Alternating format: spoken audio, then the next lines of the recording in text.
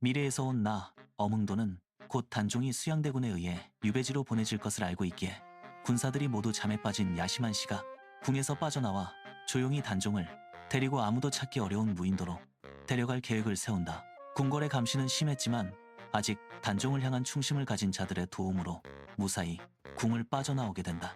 손에 식은땀이 나는 숨막히는 순간 늘 병약할 것이라 생각했던 단종이 걱정되었으나 용기를 내어 나를 따라 궁궐담을 넘는 모습에 감동하였고 반드시 이 역사를 바꿀 때 탈출이 성공할 수 있기를 간절히 바랬다. 단종은 궁궐을 떠나기 전 마지막으로 궁궐을 향하여 반드시 다시 돌아올 것이라고 말했다.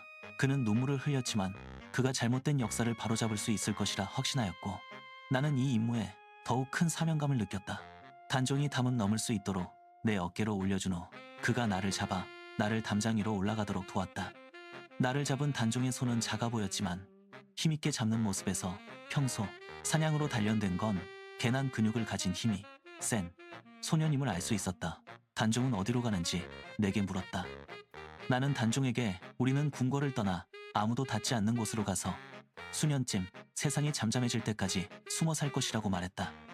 나는 미래에서 온 엄흥도인데 당신을 도울 수 있어서 기쁘며 이 일은 후세의 모든 사람들을 위한 일입니다. 당신은 반드시 다시 왕이 될 것입니다. 우리는 궁궐 밖을 나와 칠흑 같은 어둠 속을 달리고 있었다. 주위는 고요했고 그 젠달이 뜨는 날이라 길가는 인적이 없었다. 이따금 멀리 개 짖는 소리가 들릴 뿐이었다. 다행히 낮에 익혀둔 길의 위치를 따라 한치의 실수도 없이 배가 준비된 곳까지 단종을 안내했다. 드디어 배가 있는 곳에 무사히 도착하였고 멀리 뱃사공이 묶어둔 배를 찾을 수 있었다. 이 나라에 아직 민심은 단종에게 있었고 사육신의 거사가 이루어지기 전이어서 탈출을 시도한 것이 천만다행이었다. 험준한 산맥의 끝자락 거친 파도가 바위를 때리는 소리가 들려온다. 나는 단종을 작은 나룻배에 태우고 안개 자욱한 바다를 건넜다. 배가 모래사장 위로 긁히며 멈춰섰다. 이곳은 인적 없는 무인도였다. 단종은 젖은 흙을 밟고 섬 안쪽으로 걸어 들어갔다. 낮이 되면 단종은 날카로운 돌로 마른 나뭇가지를 찍어내렸다. 손바닥에는 굳은 살이 박이고 쬐감을 묶은 밧줄은 어깨를 파고들었다. 땀이 흘러 눈을 찔러도 그는 멈추지 않았다. 밤이 오면 내가 미리 준비하여 옮겨두었던 서책을 펼쳤다. 촛불 대신 달빛에 의지해 글자를 읽어 내려갔다. 종이는 습기를 머금어 눅눅했고 글자는 희미했지만 단종은 책장을 넘기는 손길을 멈추지 않았다. 어느 날 거센 태풍이 섬을 덮쳤다. 나와 단종이 숨어 지내던 움막의 지붕이 뜯겨나갔다.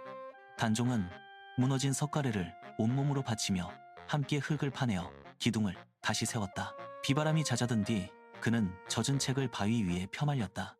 섬의 안개는 외부의 시선을 완벽히 차단했다. 단종은 매일 아침 바다를 바라보며 호흡을 가다듬었다. 그는 더 이상 궁궐의 어린 왕이 아니었다.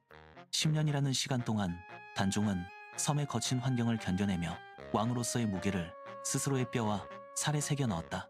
한양의 궁궐, 세조의 침전은 촛불조차 꺼질 듯 위태로운 정적에 잠겨있다. 첫째 아들이 원인 모를 병으로 숨을 거둔 지 얼마 되지 않아 둘째 아들마저 차가운 주검이 되어 돌아왔다.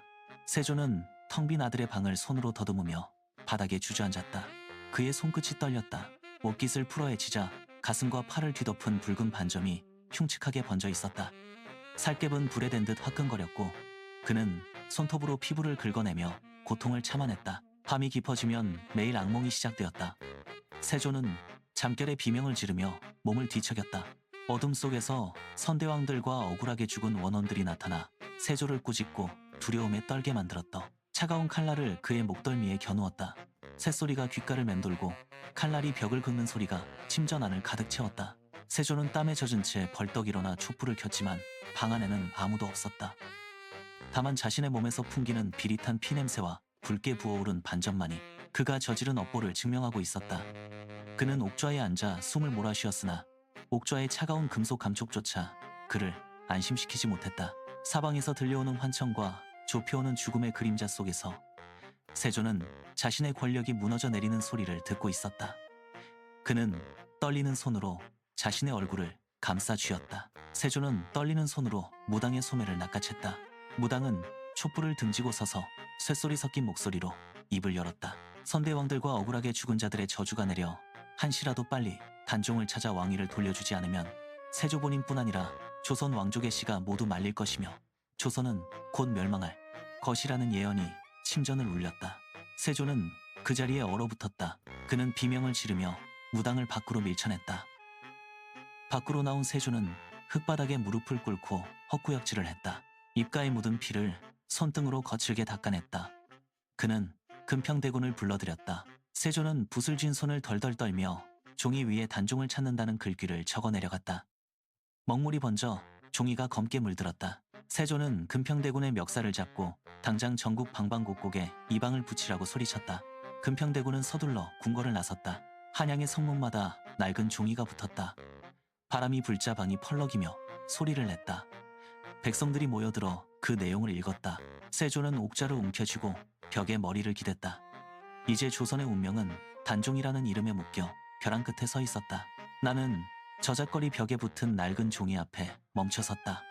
손가락으로 거친 종이 표면을 훑자 먹물로 쓴 글씨가 손끝에 묻어났다. 나는 그 방을 떼어 품속 깊숙이 찔러 넣었다. 며칠 밤을 지새우며 산길을 내려와 인적 드문 객주로 향했다. 그곳에서 금평대군이 기다리고 있었다. 나는 문틈으로 방 안을 살폈다. 금평대군은 촛불 하나에 의지해 앉아 있었다. 나는 칼자루를 쥔 채 문을 박차고 들어갔다. 금평대군은 놀라지 않은 듯 고개를 들었다. 두 사람 사이에는 무거운 침묵이 흘렀다. 우선 나는 금평대군에게 세조의 진심을 물었다. 금평대군은 대답 대신 품에서 옥새의 인장이 찍힌 서찰을 꺼내 탁자 위에 놓았다. 나는 서찰을 집어들고 떨리는 눈으로 내용을 확인했다. 참여와 사죄의 문구가 적혀 있었다. 나는 서찰을 꽉 쥐어 구겼다. 그럼에도 함정이 아닐까 생각하여 좀 더 상황을 신중히 확인하여야 할 것 같다는 생각이 들었다. 밖에서는 밤바람이 문을 흔들었다. 나는 금평대군의 눈을 똑바로 응시했다. 거짓이 없음을 확인한 순간 나의 어깨에 팽팽했던 긴장이 풀렸다. 나는 고개를 끄덕였다. 이제 단종을 궁으로 이끌어야 할 시간이 다가왔음을 직감했다. 곧 나는 객주를 나와 다시 산을 향해 달리기 시작했다. 그리고 수일이 지나 무인도에서 단종을 데리고 한양으로 돌아왔다. 궁궐 정문이 묵직한 소리를 내며 양옆으로 열렸다. 단종이 천천히 안으로 발을 들였다. 그의 발걸음은 흔들림 없이 정전으로 향했다. 정전 앞을 지키던 호위무사들이 단종의 기세에 눌려 칼을 쥔 손을 떨어뜨렸다. 단종은 멈추지 않고 정전의 문턱을 넘었다. 옥좌에 앉아있던 세조의 눈이 커졌다. 세조는 옥좌를 움켜쥐고 몸을 일으키려 했으나 다리에 힘이 풀려 비틀거렸다. 단종은 세조를 똑바로 응시하며 옥좌 앞 계단 아래에 섰다. 정전 안에는 숨소리조차 들리지 않는 정적이 감돌았다. 세조는 옥좌에서 내려와 차가운 바닥에 무릎을 꿇었다. 그의 이마가 바닥에 닿는 소리가 정전 안에 울려 퍼졌다. 세조의 어깨가 크게 들썩였다. 눈물이 바닥으로 떨어져 먹물처럼 번져나갔다. 단종은 그를 내려다보며 아무런 말도 하지 않았다. 단종의 시선은 옥좌를 향해 고정되었다. 세조는 고개를 들지 못한 채 흐느꼈다. 10여 년의 세월을 건너온 단종의 등 뒤로 궁궐의 그림자가 길게 드리워졌다. 단종은 천천히 옥좌를 향해 계단을 오르기 시작했다.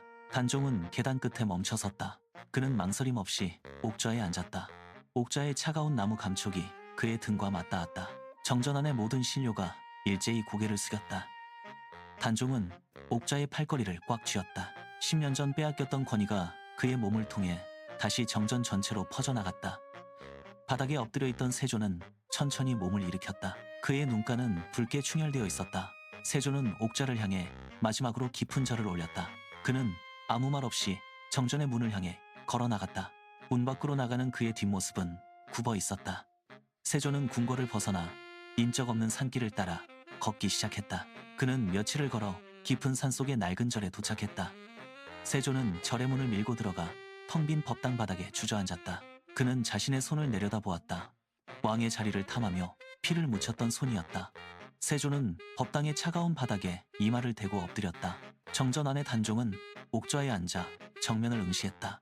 단종의 눈빛은 흔들림 없이 미래를 향했다. 단종은 옥좌 위에서 정전의 문을 열었다. 밖에서 대기하던 신료들이 일제히 안으로 들어섰다. 단종은 책상 위에 쌓인 상소문을 하나씩 펼쳤다.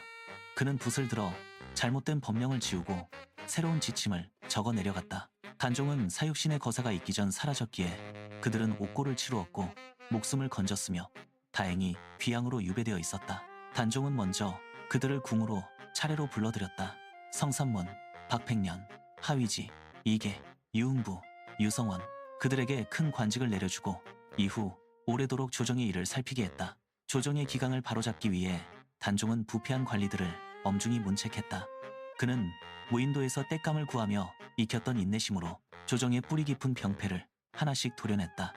밤이 깊어도 단종의 집무실에는 촛불이 꺼지지 않았다. 그는 무인도에서 읽었던 서책의 내용을 바탕으로 새로운 법도를 세웠다.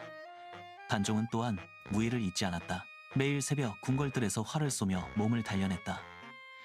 그의 활시위가 당겨질 때마다 조정의 긴장감은 더욱 팽팽해졌다. 금평대군은 단종의 곁에서 그가 내리는 명령을 전국으로 전달했다.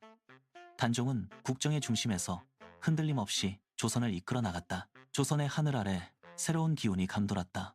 단종의 치세 아래 과학기술은 비약적으로 발전했다. 궁궐들에는 새로운 형태의 해시계와 물시계가 설치되었고 백성들은 이를 통해 정확한 시간을 확인하며 농사를 지었다. 인쇄술이 정교해지며 수많은 서책이 전국으로 보급되었다. 학문은 꽃을 피웠고 금평대군은 단종의 명을 받아 전국 방방곡곡에 학교를 세웠다. 백성들은 더 이상 굶주림에 시달리지 않았다. 시장에는 물자가 넘쳐났고 거리에는 아이들의 웃음소리가 끊이지 않았다.